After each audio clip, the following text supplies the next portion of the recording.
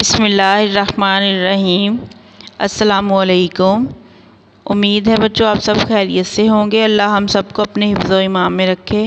بچوں ہم نے سبق بے مثل ہے ذات رسول کریم کی اس کی پڑھائی کی تھی۔ آج ہم اس کے سوال جواب کریں گے اور یہ سوال جواب آپ اپنی نوٹ بک اپنی کاپی پہ کریں گے۔ آپ نے اسی طرح سے اپنی نوٹ بک ریڈی کرنی ہے۔ عنوان لکھنا ہے بے مثل ہے ذات رسول کریم صلی اللہ علیہ وآلہ وسلم کی، اور آپ کی ہیڈنگ ہوگی سوالات کے مختصر جوابات دیں۔ سوال نمبر 1 ہے، مکہ مکرمہ کے لوگ نبی کریم صلی اللہ علیہ وآلہ وسلم کو صادق اور امین کیوں کہتے تھے؟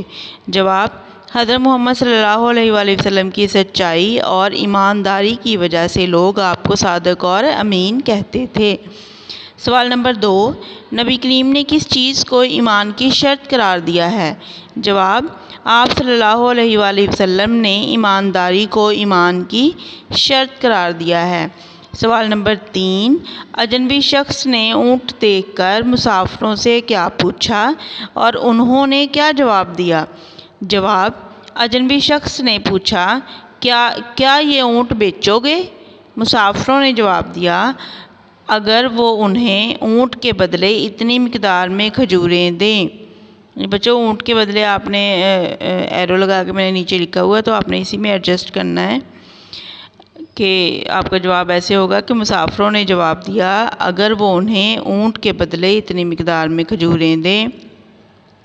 سوال نمبر 4، ممبر پر کھڑے ہو کر خطبہ دینے والے شخص کون تھے؟ جواب، خطبہ دینے والے شخص حضرت محمد صلی اللہ علیہ وآلہ وسلم تھے۔ سوال نمبر 5، دیانتداری کے 2 فوائد لکھیں۔ جواب، دیانتداری ایمان کا حصہ ہے، اور دوسرا دیانتداری سے معاشرے میں امن اور سکون رہتا ہے، مطلب اس کے بغیر ہمارا ایمان بھی کمپلیٹ نہیں ہوتا اور اس سے معاشرے میں سکون رہتا ہے۔ بچوں آپ کا گھر کا کام یہ ہے کہ آپ نے یہ سوال جو اپنی کاپی پہ لکھنے ہیں۔ اپنا خیال رکھیے گا۔ اللہ حافظ۔